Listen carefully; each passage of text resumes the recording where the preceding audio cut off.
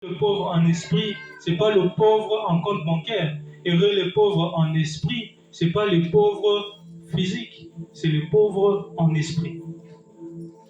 Il y a aussi beaucoup de gens, confusion, la pauvreté est synonyme de la sainteté. C'est-à-dire que si je suis pauvre, je ne vais pas beaucoup pécher. Si j'ai beaucoup d'argent, je vais me faciliter d'autres péchés. C'est faux. Ce n'est pas l'argent qui amène le péché dans la vie de quelqu'un. Ce n'est ni la pauvreté qui amène la sainteté. Donc ce sont des choses que nous allons aborder pendant cette série de comment vivre réellement la bénédiction financière dans sa vie.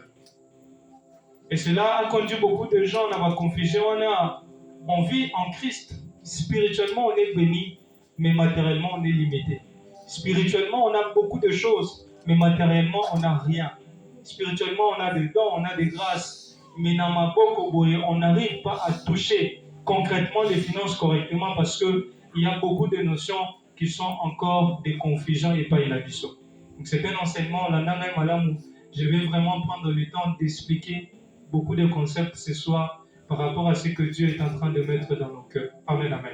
Amen. Donc on va aborder aujourd'hui le thème qui est très très important, un thème que Dieu m'a inspiré pour son Église pendant ce temps que nous sommes. C'est un thème que nous devons aborder, comment vivre la bénédiction financière.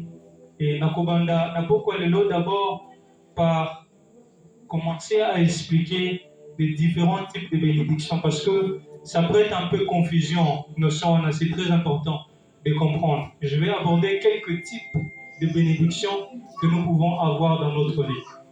Il y a le bosso, c'est bénédiction spirituelle.